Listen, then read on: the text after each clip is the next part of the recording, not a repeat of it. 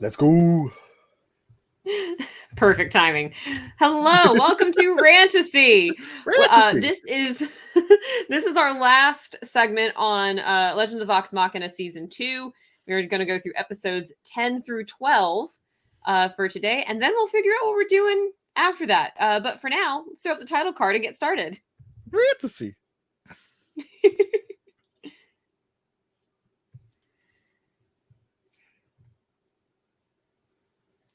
All right, so episodes 10 through 12. Josh, initial thoughts?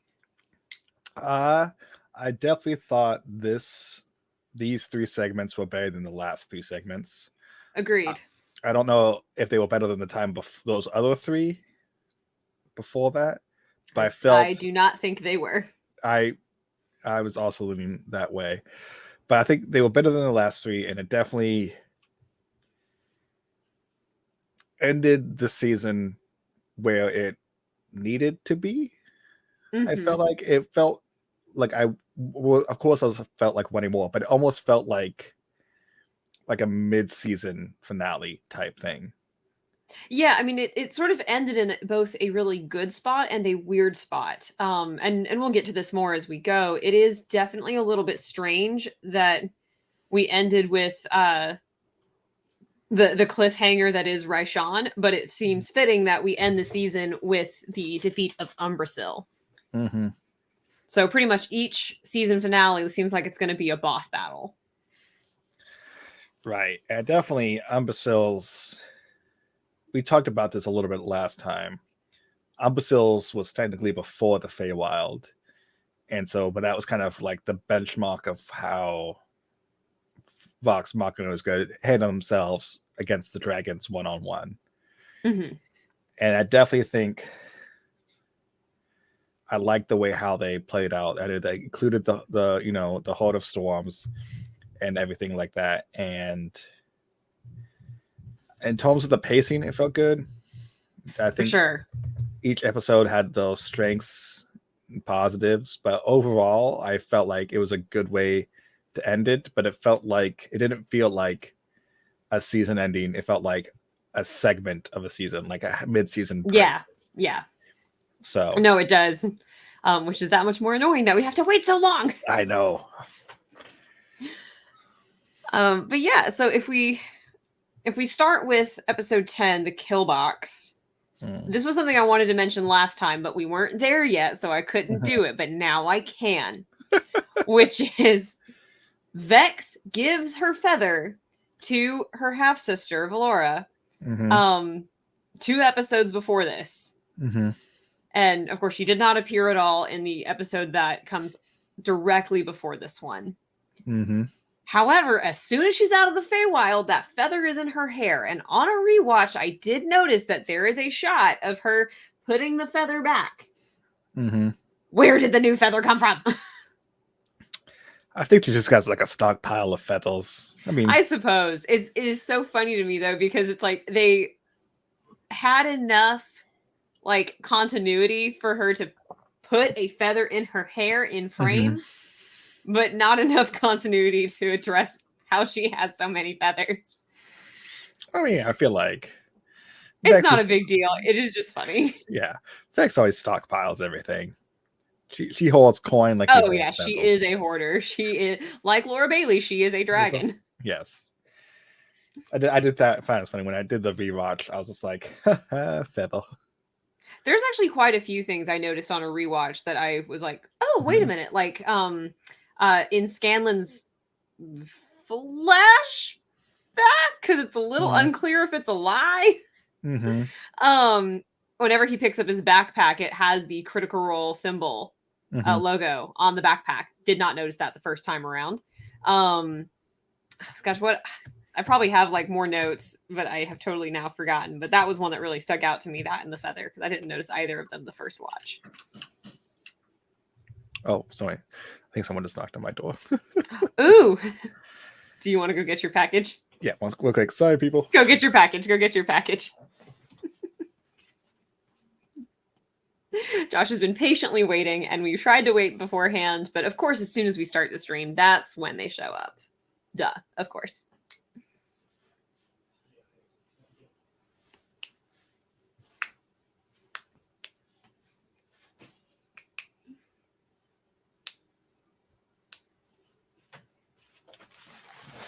Sorry for the interruption, folks. Zippy. All right.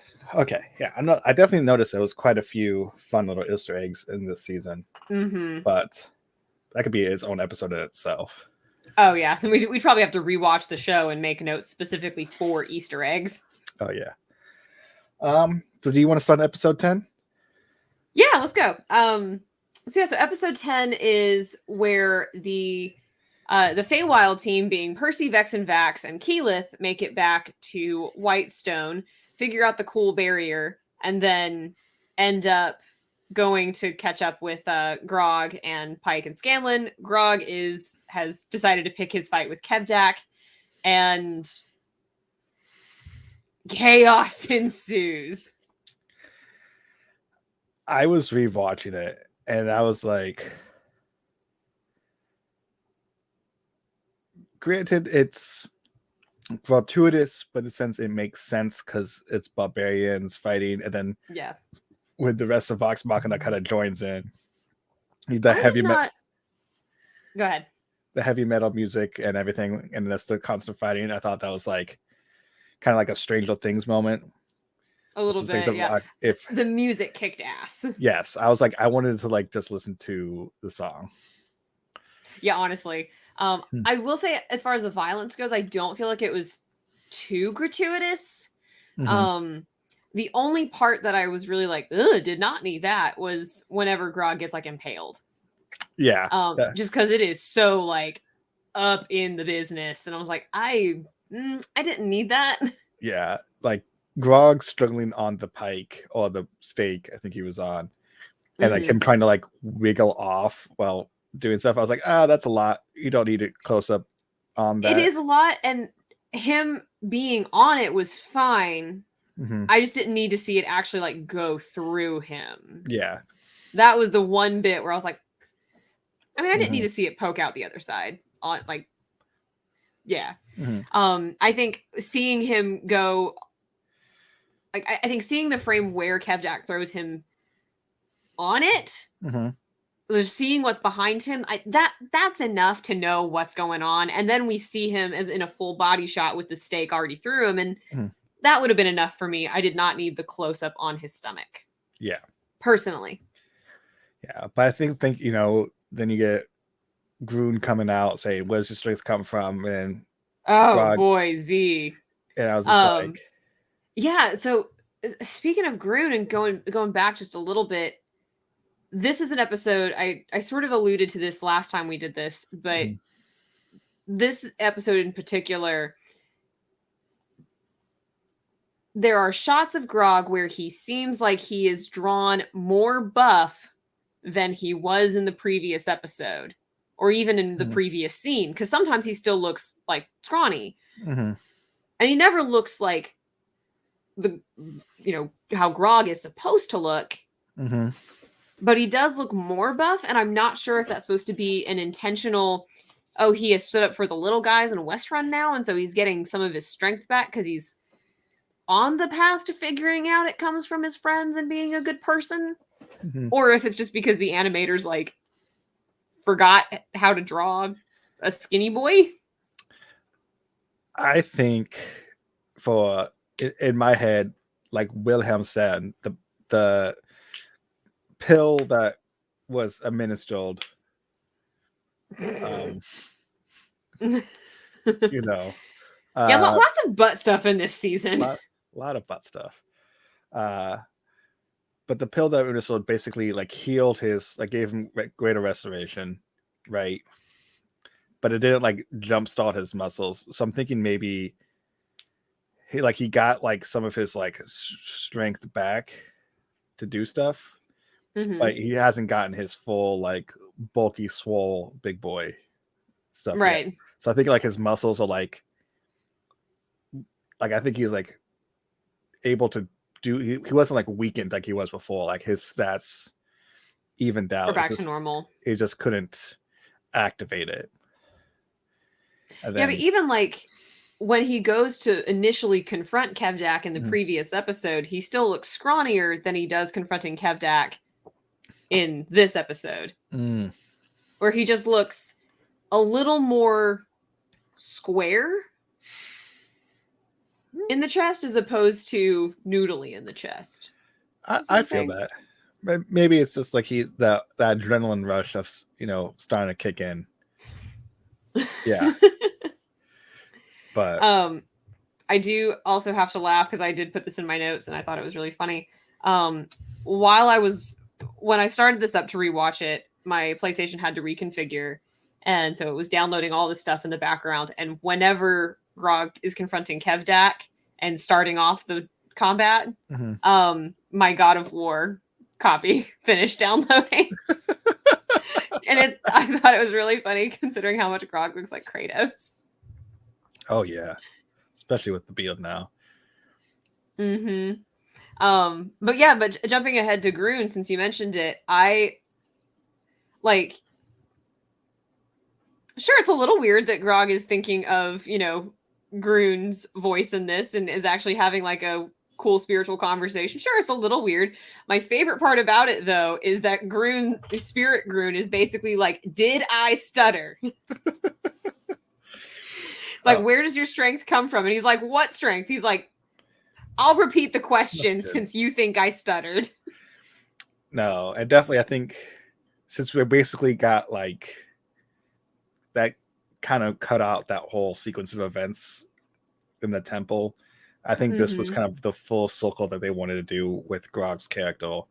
And it's like at this critical moment, having, Groon come back and being like to activate his strength, I think makes sense in the show. I don't know if it would make sense in the tabletop as much. Like it would be like right.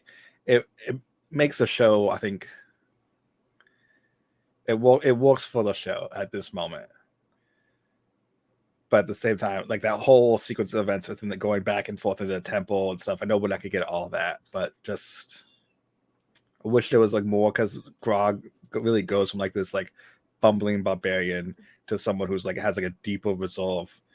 Because it's around like this time he also picks up like a fighter too. Like we don't really get to see that transition, because he gets his fighter multi-class from like battling with Groon, or something shortly one of the guys with Groon. And so we don't really, since he's already a martial class, we don't really get to see that as much. But it'd be kind of fun to see that progression.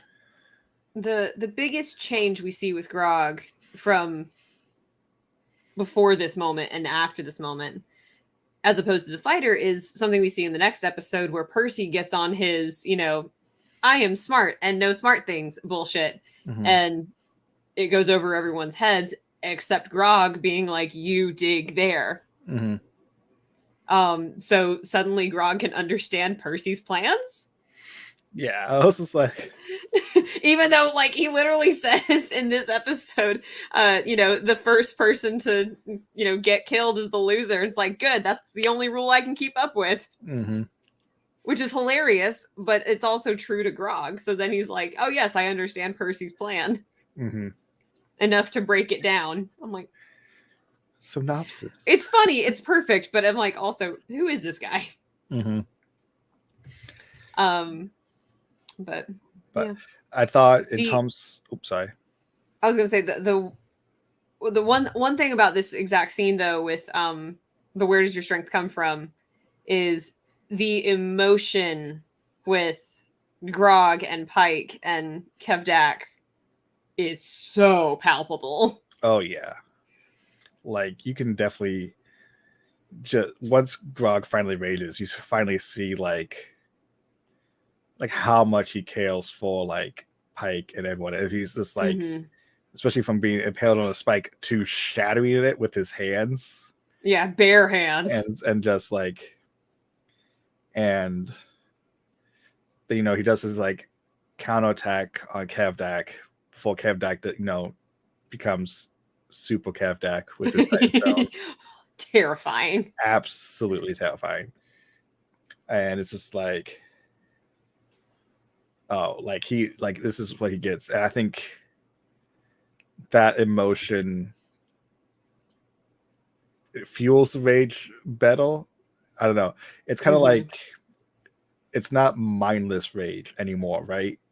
Right, yeah. It's very focused. It's like a focused flame rage that kind of has like a very hot spawn source. I think that's channeling that rage makes him that's his growth. He went from like a wildfire to like a propane torch. Right, exactly. And I think what part of what makes that scene so powerful and that transformation so powerful is the fact that this is one of the only times that we have seen Pike scared. Mm-hmm.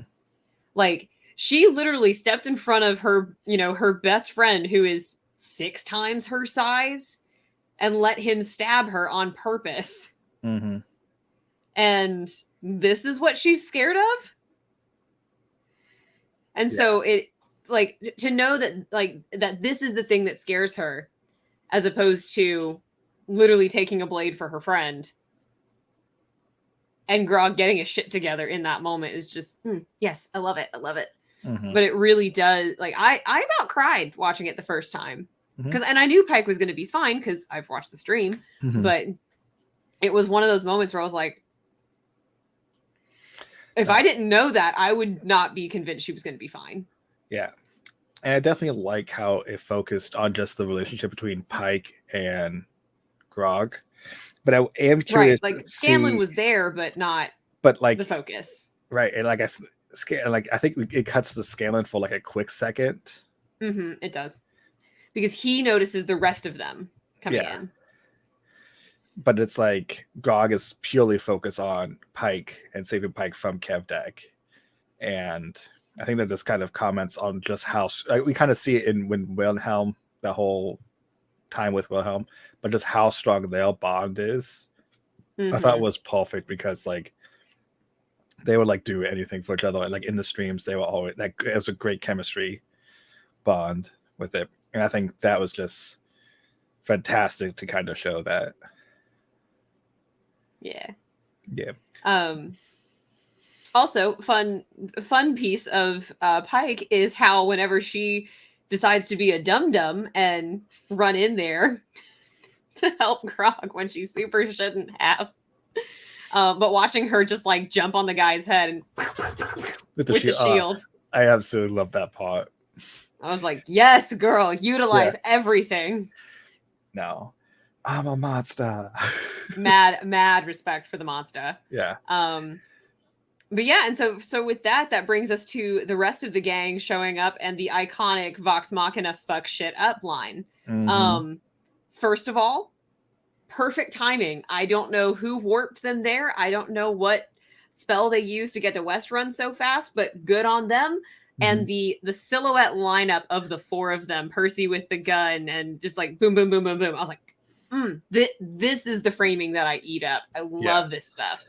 I thought the whole pacing, and there's so many good ones in that the whole pacing and like the whole like lead up to the line and then the fight afterwards was like probably one of the better fight sequences we've had. 100%. Because not only did it show each individual fighter and the prowess, but them interacting with each other, fighting, like, Keyleth as being seen, it's like saving Pike from a swing, Palsy shooting guys. You see Vax just going around, super speed. Vex flying around, shooting arrows, like doing like the combo attacks. Because that's the thing, is something that you kind of need to show, right? We didn't get quite a lot of that in the first season. Is these people spend so much time together, they got to know like each other's move sets to like have those like combo attacks, like the plant wall with the flame arrows, explosion. It seems like now it really alludes to Vox Machina has really come together and is now working in sync, right? They're much more cohesive as a fighting group. And the seeing that whole play out, you're just like, yeah. You just kind of get like hyped up as long as the fights, and then Scanlan just with like, devil horns playing on top and just blasting the metal music. I was just like, this is, and the music awesome. Fits the scene so perfectly. Oh yeah. A couple of favorite shots of mine. So first of all, is Vex stabs a guy in the eye with an arrow twice. And I love this because I recently have been watching this one creator on TikTok, and I do not actually know his username. I should, but I don't. And he basically takes, archery styles in movies and is like, can we use this in real life? Yes, no, maybe. Here's the pros, here's the cons, here's the drawbacks. And one of the ones he mentions is stabbing people with arrows. And he mentions how, like, if it's a heavyweight bow arrow, then yeah, you probably can do that and do at least a little bit of damage, enough to get some range to then shoot for real. But since Vex is going for the eyes, it's like, yeah, that's believable. Oh yeah. Another favorite, while I'm on my talk about like silhouettes and how good they look, is whenever Vex sends a blazing bowstring shot up towards Percy, and then there's the explosion with him in just like full silhouette, full black with the white glasses, and I'm like, yes, this is so what good. I love. Oh, no. And then we get to Kevdak pulling 127 hours by ripping his own arm off. I do love how Grog reacts to that, because that's badass. I know, right? Because one, that's Travis all the way, like on the table.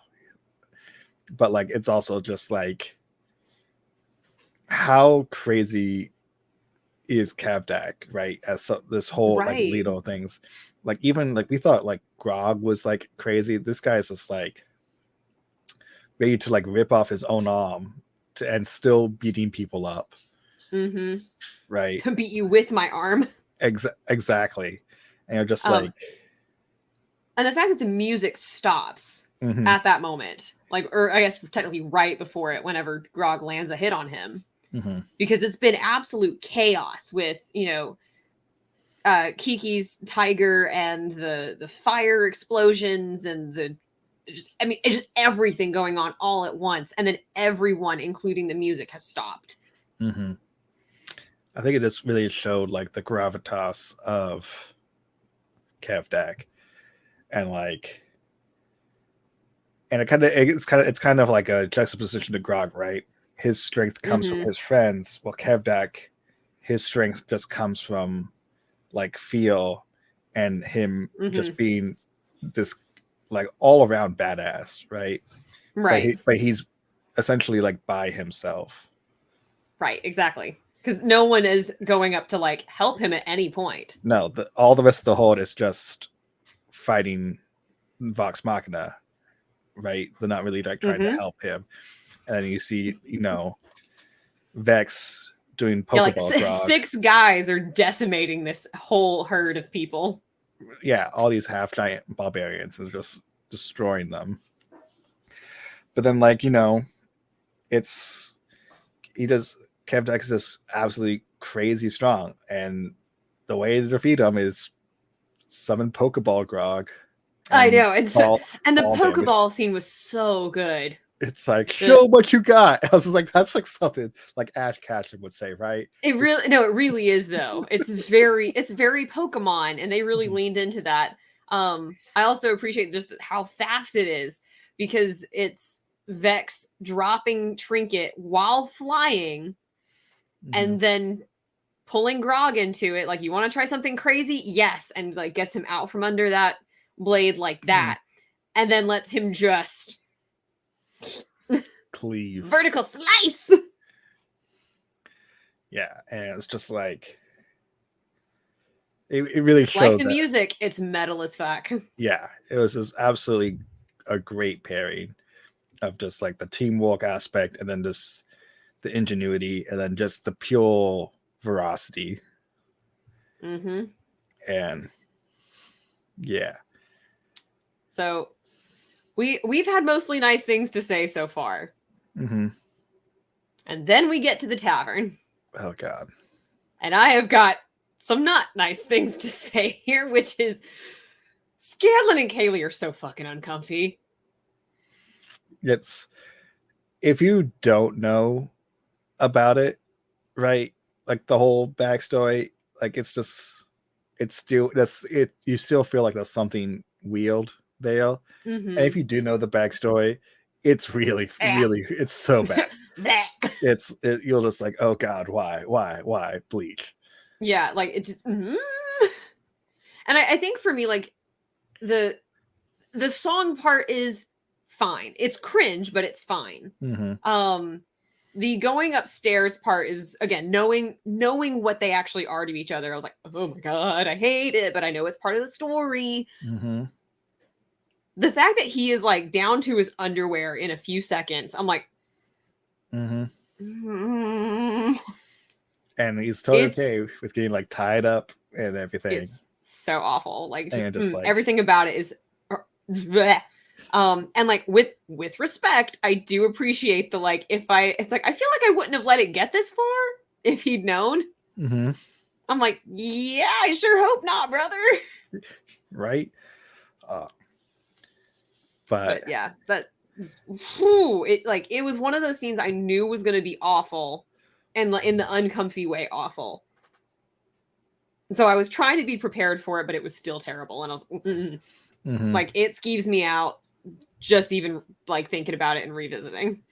But the harmony is good though. I mean, she's got a great lineage. Yeah.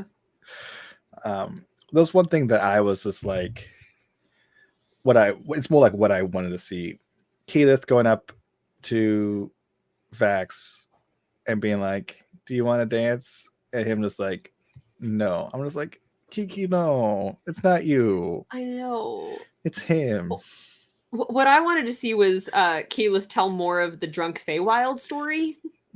Yes. And I know we already watched it, but I want to hear drunk Kiki's version. Oh, that would have been hilarious. But yeah, I was just like, and then like the whole sequence of Vax's zombies spirits. Yeah, that Vax needs a break. Right. And it's just like, oh. But I was just like, oh, this like, it would have been cool if it was like they started dancing and then like right before the end, like that whole vision of the Raven Queen and the Raptors pops up, and then he goes outside, and that's when he has his stuff. And maybe Kiki's like, was it something I said and did that? But she still got the dance. I want Kiki to dance, damn it. Yeah, exactly. We had a whole session 2 weeks ago about Victor getting everybody to dance. Now we want Vax and Keyleth to dance. I want damn it. I want it. But yeah, with the revelation that Scanlan is in fact Daddy. That's killed me. I was just like, I'm Daddy? I was just like, no. Yes, Scanlan. Yes, you are. That brings us to the next episode, which is the final wrap up of that. Vax getting freaked out. It's all the prep that leads to the fight with Umbrasyl. At the At Dawn We Plan portion of the show. Do we has to be dawn? Can we sleep in? I thought that was hilarious. I did like the Goliath Matt Mossel Easter egg in this one. It's that one's really good. A small thing as well is Percy drinking wine while everyone else is having ale. I do think it would have been a funny Easter egg if Keyleth had wine. Just because I remember there's the bit with Keyleth and Percy where she's like, Shiraz would be phenomenal because Marisha is a wine fan or has been in the past. And so I think that would have been pretty funny if Keyleth had also had a wine, but I guess it was to show that Percy is a classy bitch. So right, that's how you really distinguish him out from everyone. But then we get into, I think the other piece of like Percy is this is him in full smarty pants glory, and it is so funny to me as Vax is slipping out the door that he is talking to a room full of grogs and uses Gersh's law. Like, anyone in this room will know what that means. I really feel with Palsy now, right? They are really playing into the naughty aspect. Like, just I studied the Feywild. I know Gulch's law. Here's how I do my spring traps. They take a little while to get together and everything. And so I feel like And he absolutely deserved for the spring trap to land on his hand. oh, He did absolutely. absolutely deserve that. And then to have the insult to injury with the Goliath saying, he's not that smart, is he? I definitely feel like his character has definitely not only taken a back bottle, but it's just kind of, it seems on autopilot. It's like, oh, we need a trap. Oh, naughty Yes. guy has trap, right? And it's like, it makes sense because how much focus was on policy in season one Mm-hmm. to do that. But I feel at the same time, it just kind of feels like he's definitely like shifted down the rankings. Right. But also, like, I mean, your soul is forfeit Percy and Smarty Pants Percy are two totally different characters. Mm-hmm. And, you know, obviously people are multifaceted and have these, but it is very strange from a show writing perspective that the Percy we have now is practically unrecognizable from Briarwood arc Percy. Right. And Because he I was don't. kind of he sort of felt like he was on autopilot for much of the stream too. Mm-hmm. Yeah, it was just like noble, throw that around, tinkering and stuff. Like I like the tinkering aspect of it, But he doesn't even but have his workshop anymore, so he's doing a lot of makeshift stuff. right, you not see him like you didn't see him like you saw him tinkering with like diplomacy a little bit and bad news and everything like that. But it's just like they really just are kind of playing up naughty policy, and it feels like there's not that many dark spots right on this character, right? Yeah. And it's also it's nerdy Percy, not genius Percy, yeah, because Percy is a genius. He invented guns. yes, and I feel like it's kind of like I'm not liking how that direction is because it feels like you said a completely different policy. Like all that whole arc, Brian would kind of just washed away all his bad stuff, but it didn't. In the stream, he's still kind of moody and he's still like like struggling genius trying to talk to people. You know, one thing that we didn't talk about this, but I do really miss it, especially now that Percy is just relegated to sunshiny nerd boy, is the clasp. Because we haven't gotten the clasp, because in the stream, that's when we meet them, is when the dragons show up.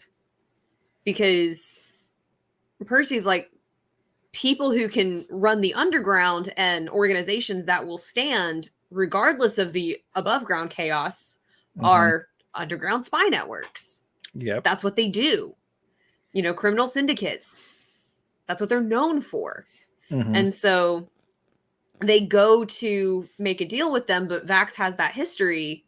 And essentially Vax gets a moral backbone and says, no, we're not going to group up with these guys, even though it is the smart decision. And Percy is the one willing to like bargain and negotiate with these horrible people. And I don't think the stream really captures just how horrible the clasp can be, but the Kith and Kin novel, wowie zowie, they are up to some dark shit. Right.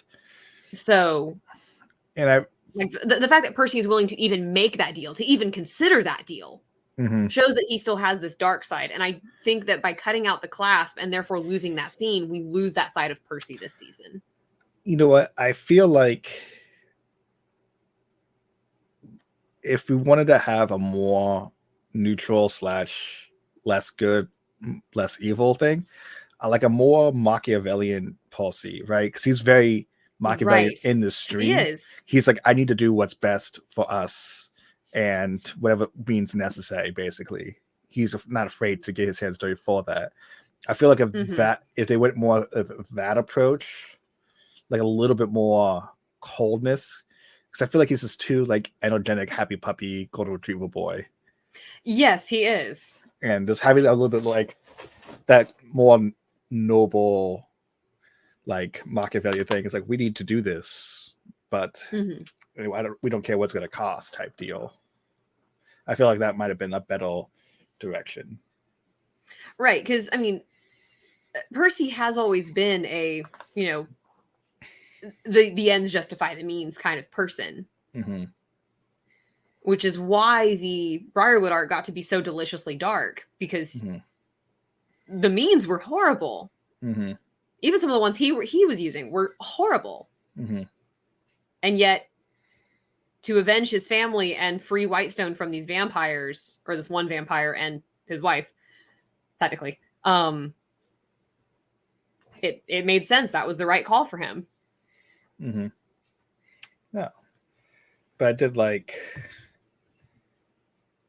but regardless of the scene, it gave us a way for Vax to slip out, and probably one of the best sequences of these 3 episodes that I enjoyed was Vax meeting the Raven Queen, or the matron, as the show calls it. Yeah. So I mean, one, when they're outside and he, you know, says, "Oh, Vex, I heard you," and nope, it's actually Keyleth, and so they're all there together. One, so funny. I laughed out loud. Was I really that loud? Oh, guys, I was like, yes. Yeah, that was perfect. The piece about that scene that just messed with me and I thought was really, really good is Vex telling Vax, "Do not go far from me." Because when this deal was struck between him and the Matron of Ravens, it was him saying it to her. Yeah. But now the roles are reversed. And I find that very fascinating in how they're playing with it, and also how much it's making me cry. I know it was pointed out to me when I was rewatching it. I was just like, oh, they said it again, and I was like, I feel like in the stream they don't really say it too much, right? It's that iconic part. No, they don't. But I do like how it's coming back, right? It's like something that they say when things get serious, and I definitely like how that's being played with it. Yeah, for sure. I do like Keyleth ranting on of like the follables of the matron, like flame, enemas, and all these other things. Yeah. Not helping Keyleth. Although that scene is very corny with Vex telling Keyleth, like, don't let him get away. It's very corny, but it's really cute that they have this moment. Because we haven't seen a whole lot of Vex and Keyleth having a moment together. Right. I feel like that's the only relationship we really haven't explored too much, right? We haven't seen a ton of Pike with Keyleth or Vex either, to be fair. That's fair. I feel like those relationships weren't as developed this time in the stream. No, I mean they weren't, and they're coming. It'll be fine. But at this point, we haven't seen a lot of those interactions. But where we are in the stream, especially with how fast they're moving the romance plots, it does make sense that Keyleth and Vex would have that moment earlier, and so I'm really glad we actually got that. Me too. It's definitely, like, as you said, moving up the plot lines. It definitely has to be shown, especially. I think maybe that's why they did the whole no dance scene, was to kind of be like, yes, he still likes you, but he's got a lot on his plate right now, type thing. But it's like at the same time, like, aren't we all gonna die, type thing? But I feel like he's more into it because of the matron. Yeah, he's definitely very distracted. And frankly, since the matron is like showing him the, ghosts of the people who just were killed and people who were killed several weeks before, it's kind of like, yeah, no wonder he's freaked out. Right. But then we get to. But speaking of freaky, the priests. Oh yeah. I was trying to like go through like the stream and trying to figure out how they were described, because I think they wore the mask or something like that. They had definitely had the faces covered, but like the whole altar and everything, I think was really plays on the darkness that they're really going for with the matron. Yeah, it's kind of wild that we have to take a literal bloodbath. Especially, like, what I think is interesting about that, and I know this is from the stream specifically, but what I find interesting is that the Matron of Ravens, or the Raven Queen, per the stream, per Matt's interpretation, is that she is the, ferry you along the way. She is not a god of death that is relishing in bloodshed. Mm-hmm. And so I have always thought it was a little bit strange that she has a literal pool of blood in her temple, Right. considering she's not a bloodbath kind of deity. Mm-hmm. So, I mean, whatever. I think it's a bit of a weird piece of imagery, but it makes for a badass looking scene, except for the fact that both of my parents were medical, so I have heard many a dinner tale, and Vax is in this pool of blood with his eyes open. Close your damn eyes! That's nasty! Oh, sorry. The whole drowning aspect is okay, but having his eyes open to blood, totally not good. I mean, at first he's holding his breath, and he has his eyes open, and then he closes his eyes and opens his mouth. I mean, all of it is problems. This is how we get diseases. But it's fantasy, so it doesn't matter. But like, again, having two medical parents in my own personal background, I'm just like, put on some goggles. Little snorkel set. Right. Okay, so one of the reasons we started this was because we talked a lot about costumes and character design. What do you think of the Raven Queen or Matron's like god form? Oh, I want a postal. It's so like I definitely took a harder look at it during my rewatch, because the full sequence of it, the way that Raven Queen has been just like shown right now, all the times we've seen her, has been basically white mask, black, right? Feathers, and then like the threads of fate. So it's very like,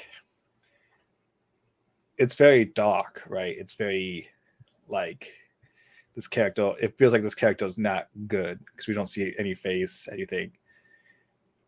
But then when Vax gets out and you see like all the threads around, you see the mask has gold in it, and it's like the more ethereal. The one thing I really don't like is the arms. The arms look like the clawish, jaggedy arms kind of float on the side. I was like, could have done something better. I think matching the face more, but I think it's just, I think the one problem I had, I guess, is the fact that it kind of looks like muscly sinew. The way the arm, like the color of the armor, that particular shade of red, and the way that it is, the way it fits around her body, I guess, just how it sort of looks weirdly wrapped. She does look a little bit like a flayed body, not completely, but a little bit, which I think is a weird aesthetic choice. Not the worst, but I don't know. That's what it made me think of. I'm definitely with you with the clawed floating arms. I kind of was expecting more Raven. More feathers maybe. Just me. And then the one other piece, and when I rewatched it and I noticed this, I was like, I hate this, and I wish I could go back to not seeing it, was she has around her mask this like sort of plumage that comes out, except it's raven skulls. It's not feathers, which I thought it was feathers the first time I watched it and was like, it's gaudy, but whatever. And then I watched it again and it was just like skulls around her, and I was like, that's weird. Right. And were we not in a divine realm, I would be like, how is that floating? But we're in a divine realm, so that's not the question here. Right. It's weird because even in the stream, how the gods are depicted, right? They're kind of more ethereal, but they're still human-ish. This felt the Raven Queen, like the matron's like base form. It seemed otherworldly to the point of not human, because the Raven Queen technically ascended from humans. She's one of the few that actually, ascended well into it. So I thought maybe there'll be, like, if it was like one of like the creator ones, like, the Sunfather or anything like that, that makes a little bit more sense. But she And came from human. It's kind of a weird things. I know. I thought more porcelain style, but right. softer. I also think it's interesting how how gaudy her Mm-hmm. design is, because it is. I mean, that's not a bad thing, but it is gaudy. Mm-hmm. In comparison to the Everlight, Mm. who is just the silhouette of a woman with flaming hair in a sunball. Mm-hmm. That's it. That's the Everlight. That's the Renray. Um, so I don't know. Like, that to me was very strange. How different she looked compared to Pike meeting the Everlight. Especially since you mentioned the fact that she is one of the few gods that ascended from humanity. Mm-hmm. Yeah. Like looking back, I was more of a fan of the biggest thing I liked about it was the light Oh, sequencing, the lighting is great. the lighting of it, and showing how she's not this dark creature, right? She's not Mm-hmm. this, you know, gothic doom gloom thing that he sees with his visions, right? It is like this beautiful, like, expression of, light and darkness. Yeah, that is definitely the cool thing about it. Just, I don't know, the design didn't just super duper No. land for me, and I definitely like her manifestation in the material plane much better. Yeah. But that's just my personal preference. Mm-hmm. But yeah, but the whole my sweet champion line, I was just like, oh yeah. Me, me, me, me, me, me. But yeah, I do like the whole, like, the threads of fate. You can now, like, manipulate them type thing and protect. Mm-hmm. And I was describing this to someone. After this moment, it's really when it's almost like he took a class in Paladin, right? Yes, and I It think he did in the stream. did he? I was He still trying to definitely figure. he dual classed. I know he dual class, but was it in? But he definitely has that, not arrogance, but definitely that way about him of being. Yes, Paladin, Oath of Vengeance, and he also took a level in Druid. I remember the druid part. Yeah, because he uses Druid craft whenever he finally leaves. Mm-hmm. So yeah, Rogue, Paladin, and Druid. Such a weird combo, but nevertheless, I mean, it fits the character perfectly. fits what happens to the character perfectly, right? Yes. It makes sense for the character.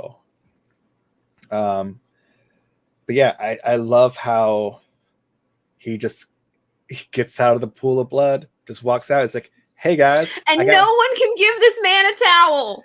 right. I feel like they gotta, have something to wipe his face off, change of clothes. And Right.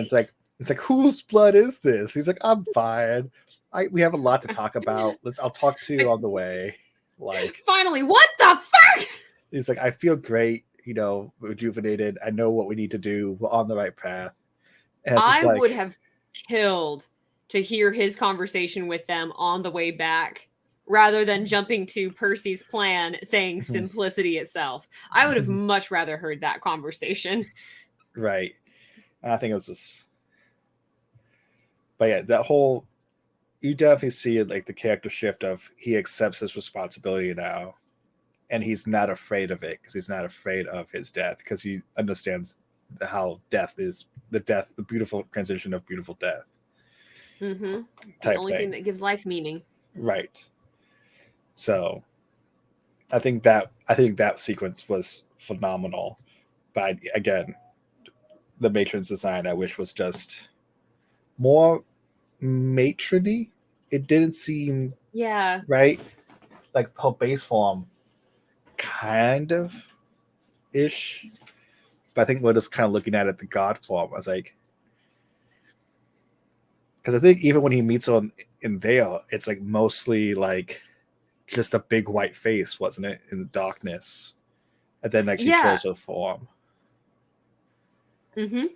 But and we get that with the I manifestations don't where know. the mask is just solid white, and then we get Oh. all of the gold filigree and the black lipstick paint in the god form. So Yeah, I think I wish I did more of that. yeah, I kind of like her just being a face in a pool of blood. It's cool. But Cool. close your damn eyes. Yes. But yeah, so that brings us a little bit forward to the morning of the battle with Percy's trap and Kaylee leaving for Marquette. Good foreshadowing for later. We get a good moment from Keyleth kind of earthbending the trench over them, which looks super cool. And then we have the stupidity of putting Vex in a high up tree to fight a dragon, which we know she gets migraines when they're near. I do not understand how this is supposed to work. Right. I feel like that whole like faithful target thing is really like the whole having the headaches is just like I don't know, like some high pitched buzzing something makes sense. But I like, mean, I really feel like her ear should be like twitching. yeah. But it just makes like, But yeah, it's like headache. No, that's like I feel like that almost like debilitates you before fighting. yeah, And it's a weird choice, especially like now in a tree. yeah, she's got a broom. Right. But it is really good that like Umbrasyl sees through the trap idea that, you know, Percy says, as long as he steps on it, we're fine. And then he's like, wait a minute, I see what that is. And she's like, okay, it's now or never. And she shoots it like that. That's really good. So I like the vantage point. I just don't know why we put her in a tree when she gets headaches. But yeah, no, I did like the Go ahead. sequencing of like the trap is sprung, everything goes to plan, and then And then everything Umbrasyl doesn't go to does, plan. and then Umbrasyl's a dragon. I think that's what they missed. Hilarious is when he turns invisible and Percy's like, that's new. I'm like, you are a nerd. How did you not read this? At least know that it happens. And as things go to shit, I think it's Percy tells Grog nothing's working, use the knuckles. And I'm like, great idea. Give him a bigger target to hit with acid. Right. Like, you dum-dums, I swear. But then when Grog finally can actually land a hit, it's nice to see, because we saw Grog's power level only. Excuse me. We saw Grog's power level with Craven Edge as he like does some serious damage to, you know, Umbrasyl before that, and then now he's still causing a lot of damage with like the blood axe and the Titanstone knuckles. And I still feel like, oh, that's good because he's still like able to be like that role, but now with big knuckles. Right. But it is just kind of like, yes, make the target bigger. Smart. And then we get even more butt stuff. One, it's so nasty, and everyone is appropriately disgusted, so you know it's fine. I just like Pike's reaction of just fuck. Oh my gosh, going back to Pike real fast. And way earlier in the episode is when Scanlan asked her for some priestly advice, and she's like, "Please tell me this is a metaphor." But even before he starts into the metaphor and just says priestly advice, she's like, oh no. Yeah. Because this can only be bad if Scanlan needs priestly advice. It's just like, I don't do confessions. Right, exactly.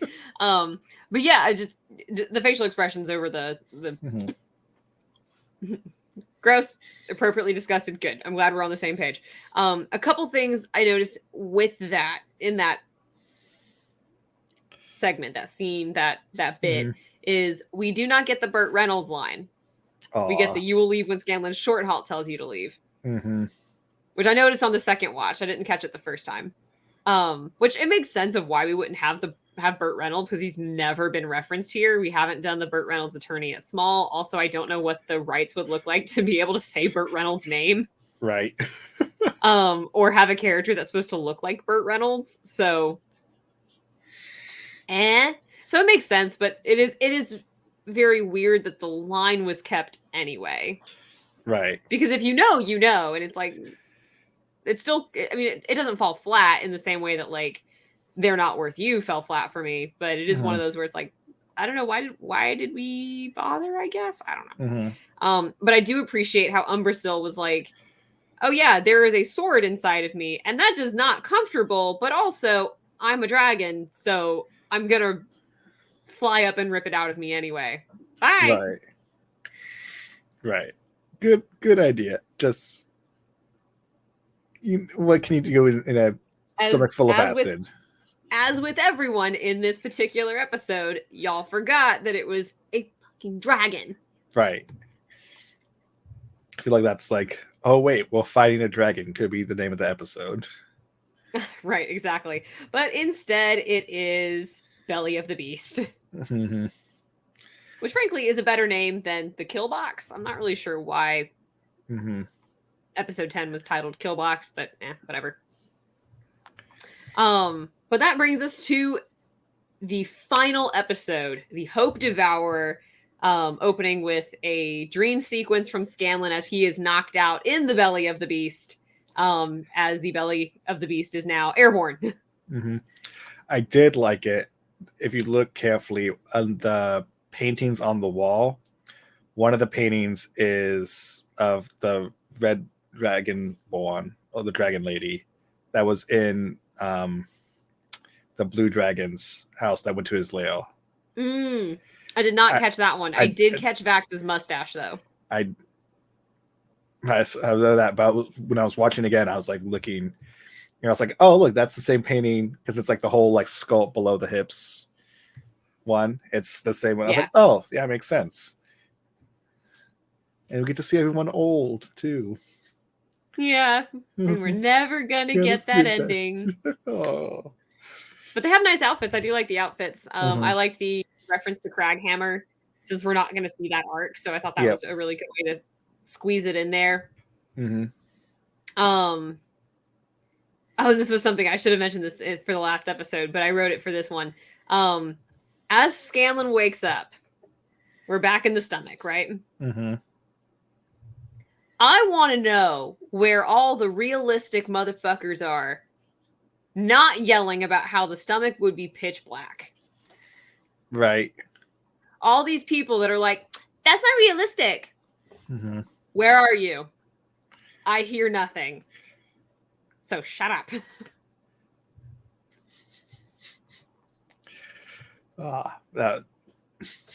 It's so weird. They're just, welcome, like Vax put it perfectly, like, welcome to your worst nightmare. Right. The most amazing dream. Well, nope. Opposite. And it's like, can we go back out? It's like, no, too much acid. I was like, does this guy have like stomach issues? Acid poops? Acid poops? Diarrhea, baby, I guess. That sounds terrible. Yeah, it almost makes me feel bad for Umbrasyl, to be perfectly honest. What's like a doctor proctologist these days? Right. But as we zoom out to the fight, as Scanlan and Vax are trying to get out of the dragon stomach, the aerial fight is so cool. Oh yeah. The fact that we're racing to keep up with Grog, that Grog is like swinging all around, that Umbrasyl is trying to throw him off by doing loop-de-loops and trying to fly low enough so that he whacks into trees all the time. And then just the number of times everyone has to try and speed up to try and catch this person or that person. Again, I have to talk about how dumb it is that Grog has the Titanstone knuckles when he's falling, and he makes himself larger like it's a brilliant idea. Because the bigger they are, the harder they fall. What are you thinking? Now, see, in the stream when this happens, he's trying to figure out how much damage he could take. And he does that because it increases his resistance abilities, and it also gives him more HP. And he would have died if he did not have that HP buff. Right. So I think I was just like, in terms of the tabletop, I was like, that's great because if not, Grog's dead in the rocks. Right. And I feel like, again, translating it from game to cartoon, Mm-hmm. we could have included something about him just like being in like maybe the courtyard and messing Mm-hmm. around with the knuckles and being like, oh, I feel stronger, I feel like healthier, like whatever it is that Mm-hmm. you are going to do as a throwaway line that will be like, oh, this is why he did that, was Mm-hmm. because it makes him feel more powerful and stronger and able to take that type of damage. But since we don't get that, it is kind of like, have you not heard the old adage? I feel like we kind of get that from like Kevdak a little bit, right? Maybe. He rips off his own arm and still can kick ass, mostly when the Titan Stone I Knuckles are activated. I mean, sure, but that also lines up with who Kevjack is as a person, so Yeah, it doesn't feel that unique to the Knuckles themselves. I don't know. right. And I was just like, think he just hits his head with the knuckles, and it's like, oh yeah, I have these things now. Let me just use that. I mean, I guess it works out because, like, I mean, honestly, who of those two that can fly could have possibly caught Grog and it not just been a disaster? Right. So, but Grog lives. Everyone catches up. Pike starts healing him. Vax can fly now. He finally figured that one out. Just like, oh look, let me just call on to Matron, get some new powers, and then wings. I do love Keyleth though when he lands. He's just like, Vax, you're so beautiful. No, it is so funny because like Scanlan's like, I am so in love with you right now, which of course is supposed to be a bit of a joke, but I don't think it's incorrect. Keyleth being like, wow, your wings are beautiful, and Vex is just like, you bitch. Yeah. I get a broom and you get wings. How dare you? I hate you, brother. Right. It's perfect sibling rivalry right there. But I was just like, that whole little sequence of just, you really get to see Vax now really like taking his stride as the Matron's champion. And like kind of that owning his situation, yeah. Yeah, and you definitely like see it in his character. It's like he's like more confident in his like leadership. Right? Because I think definitely in this episode we definitely need to see he's confident enough to now speak up. He's not like, whatever, I'll go off on my own. He's like, no, we will do this together. And that will kind of help lead us. And he and Percy are of one mind in going in on Umbrasyl while he's weakened. Right. But we do love a lair action. Yeah. Do I look injured? No. Yeah, absolutely terrifying. It really is so funny for them to be like, we're hurt, but so is he, and then just watch him be like, nope, I'm not. No. But outside the cave, we get Scanlan being like, no, I don't want to do it. We're gonna die. And Percy kind of wishy-washies a little bit. So he starts off very strong, and then a little bit later, he's like, maybe this wasn't a good idea. Maybe I was wrong. But by that time, we're in the cavern, and Vax is like, no, I'll go check it out. And everyone else is just kind of here for the ride. They're going. We do get a really good anime moment of Vax going in and Keyleth stopping him and his little like grunt that animes do all the time, and then her chickening out. Just, it's very anime. I love it. And then we get to what I think is one of the worst moments of this show, as far as upsetting me, is the head of Kamal Giori. Yeah. And just confirming that. We could have just inferred it and let me be fine. But no, we had to upset me. So rip to him and Osisa. Their love is never going to be together again. No. Oof. So I hated that. Hated it. But, it's not bad storytelling. It just made me upset. Right. And we split the party even further because Vax is on his own. And then Percy, Vex, and Keyleth all go in together. And I think Scanlan stays outside. No, Scanlan does go in. I don't remember now. But we split the party like 3 different ways. And I'm like, please, can you just do one thing? Did you forget you are fighting a dragon?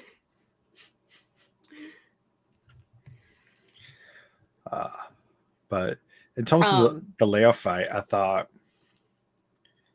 It was good. Definitely like the sequencing of it and pacing was like, because like they all went in at separate times. So it was just kind of like, okay, it was slowly building up, and then they're all there, and then it wasn't as like, it was definitely clearly like Umbersil is just dominating this whole effect right now, Right. and even so, and everyone fighting, it just seems overwhelmingly in Umbersil's favor. We do get a really good moment of Vex's favorite enemy, though, where even though he's invisible, I don't know what word my mouth was trying to say there, she can still sense him. I did like, that's how it's supposed to be. Exactly. So instead of it being a detriment to her, as it has been every single time it's been used in this series so far, we finally got something that was an advantage and helped save her and all of her friends in that moment. Yes. So 100% big fan of that. We do get a lot of really good, kind of like with the Goliath fights, we get a lot of really good helping each other out in combos. Percy gets his second "Don't Touch My Girlfriend" shot in this series of episodes, because he was rocking a lot of those these last three. It was just like yeah, anytime Vex was in danger, here came a bullet to save her. At least in that moment. And we get Scanlan's whole torment over whether or not he's going to run and save himself or he's going to actually stay with his friends and see this through. Ultimately, he decides to stick around. He gets Mythcarver back and uses Zelda logic, which is stab him in the eye. And then like always go for the eye. Stab in the eye and then absolutely like alt and burn through the dragon's brain. Right, exactly. That whole sequence, I was just like, that's awesome.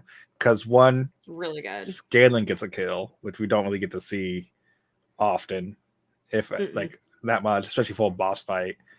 Right, and in the stream, Grog got that kill. You're right, which is like, so it's good like that he spread it out, and I feel like it kind of helps solidify that he's with the group, right?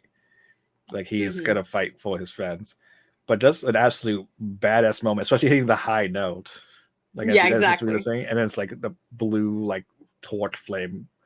I was like, to see how powerful a vestige is, right? Because we see Vax as being really quick with it, and we see all the different arrows and damage that Vex can do. But the sword, Mythcarver itself, is extremely powerful. And I mean, it can track the other vestiges as Umbrasyl uses it to do. But it just makes him just like that much less more cool that it's Scanlan's, right? Yeah, it's really good. And it culminates his arc in this particular season really well as well.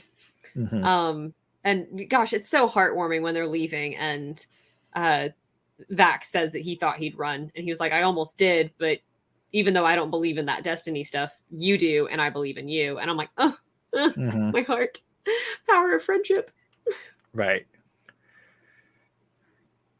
And so we warp back, having defeated a dragon, to Whitestone. Once again, we are greeted by Keeper Yenin, and I don't know if it was Raishan's Yenin that greeted them, or if Yenin switched at some point. I think that was Raishan's Yenin that greeted them. I mean, surely, right? But it is a question I have. It's because, do we see Keeper Yenin when they first go to Whitestone? I don't think so. She's at the table. Is she at the table?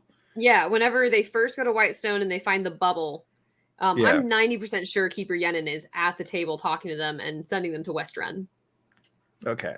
So I was trying to see if it was doing the watching and stuff, but Gilmore keeps distracting me. I'm sorry. I mean, that's fair. Laura keeps distracting me, so... Yeah. I think Raishan's like finale is really great. I love how creepy she is. I love that she's just like, don't worry about your sleeping friends. You know, they needed the rest. And like Summer Cree is just Cree Summer. God damn it. I do that all the time. I don't know why. yeah, Cree Summer's just like nailing it every single time. Just God, her voice is perfect for Raishan. I'm so glad they cast her. Oh yeah. Like chef's kiss. And the one question I have is, why can't Vex sense her? I don't remember this. It's like something with like the Black Dragon ability. Like if they like can cloak themselves enough. Mm-hmm. But even still, when she like revealed herself, she couldn't figure it out. So Like, which I is don't know. weird because they sensed it with the blue dragon. But I think it's just because Rashawn is especially So a much shape, older, so much more skilled. Yeah. especially as, and she specializes in the shape shifting stuff that it makes it almost impossible to find Toll. Mm-hmm. I do think it's interesting that as the child that came through to Whitestone with them when the dragons attacked, she has green eyes. She has Raishan's green eyes, but does not as Yenin, which I find interesting. And like, to be honest, I don't typically notice people's eye color that much. So, that is probably the one design choice I would have changed, is to actually make the eyes green. Because I don't think anyone would have noticed. Well, I think that was the idea of Rashawn, that she can hide so well, Even the eye color. Yeah. Even the eye color. But yeah, no, I think the striking the bargain scene at the end, so good. So I was like, that was a great way to kind of springboard it to the next episode, which I thought we were going into a next episode, but no, that was the season end. That's why I was like, new season. Because it was such a, if they would have ended it, walking away, like I believe, like you believe in that stuff, so I believe in you, that would have felt more like end of the season. A season, yeah. But this kind of gave it a little bit more like twinge of what's happening next season. It's not as much as, when we see the dragons coming at the end of season 1, because we know that's like something bad's coming. This is more like what's next to prep.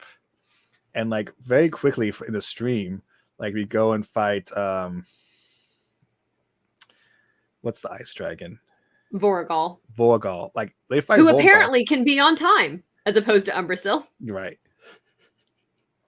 But they fight Vorgal very soon after they beat Umbrasyl. Very soon. So I'm wondering if like our next season is going to be them fighting Umbreon right away. I would guess, here's my guess, is that they're going to fight Vorgal as like a mid-season, or even by like episode 3 or 4, a little bit before mid-season.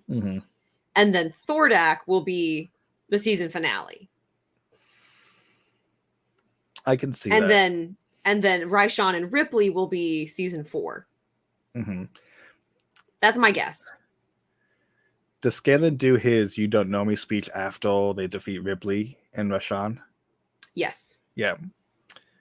Which, I know, with base how fast they're going, they might try to combine all 3 of those into a season.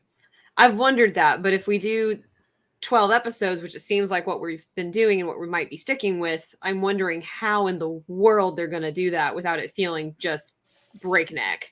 Right. Because I don't know, because I know they were guaranteed 3 seasons with Vox Machina with Amazon. So we've gotten 2 already. We still need the third. So that season, they're going to need to basically prove it needs the rest of it. Because then we have Darrington Brigade,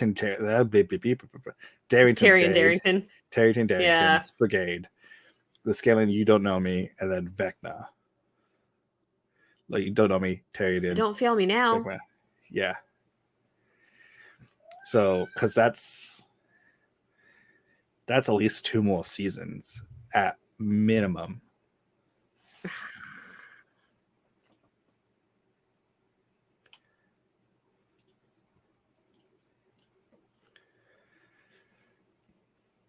You still hang there? Hang tight.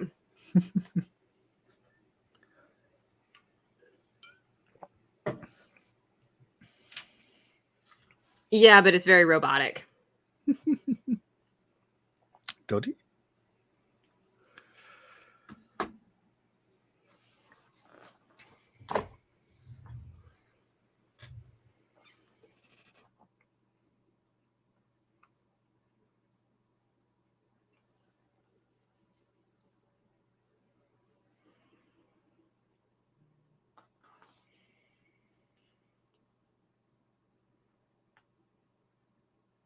Oop. Hey. Okay. Sorry about that. Darrington Brigade. Mm-hmm. Yeah, I think realistically they have this next season to finish the Coma Conclave. Mm-hmm.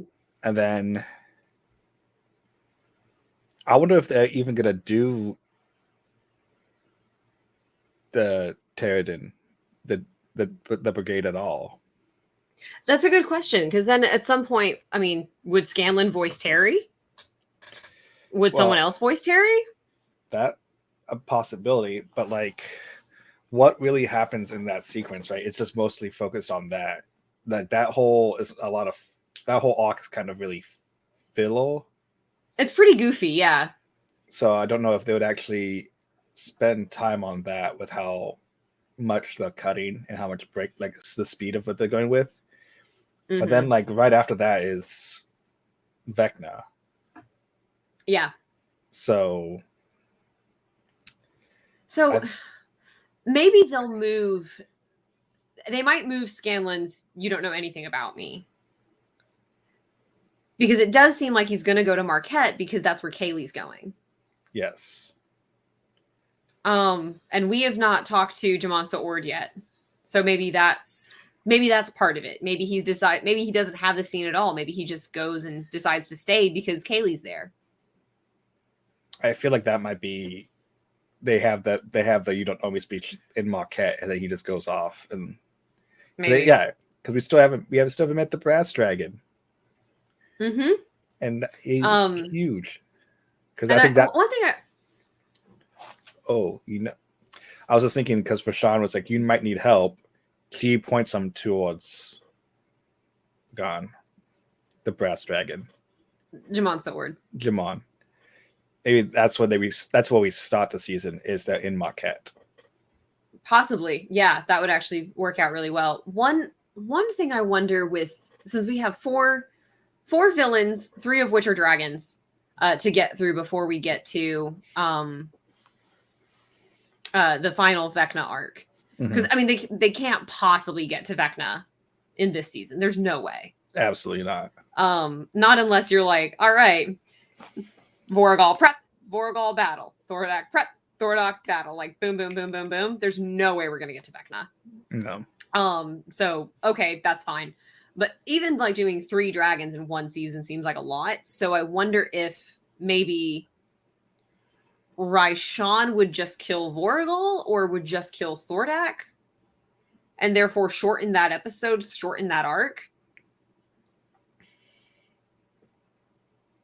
I don't know. I don't know what they're gonna do. Yeah, it's gonna be interesting, right? At what pace? Because it took so long to kill Umbrasyl. Right.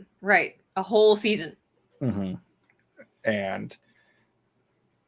But there was not. I mean, there was a lot more build up to fight Umbrasyl than it was to fight Voragol.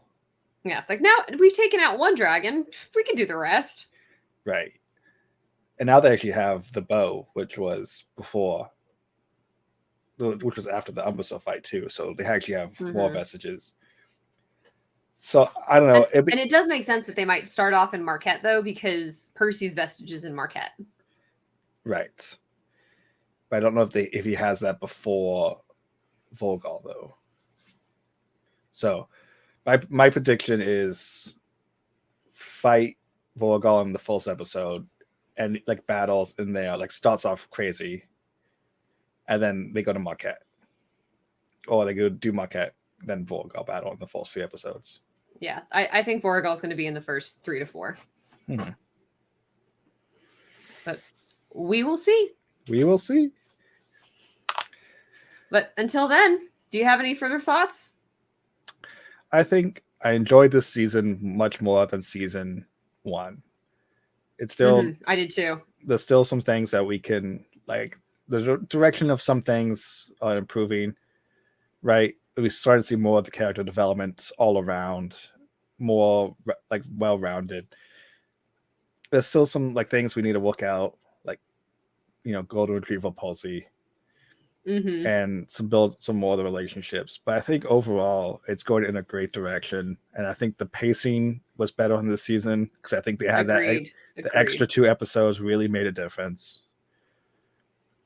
And the extra 2 episodes, and also dealing with one arc at a time, as opposed to both Bryn Scythe and the Briarwoods. Yes.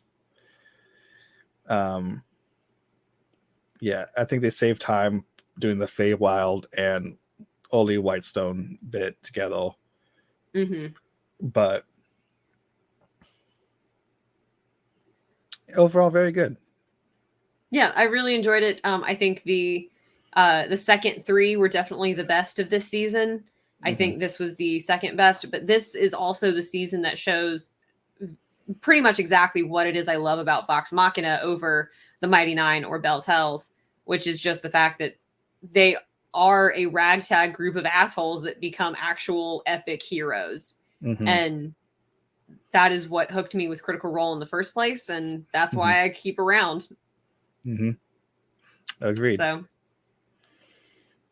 but we will talk about what to do for our next Rantasy. My vote is absolution. I am completely down.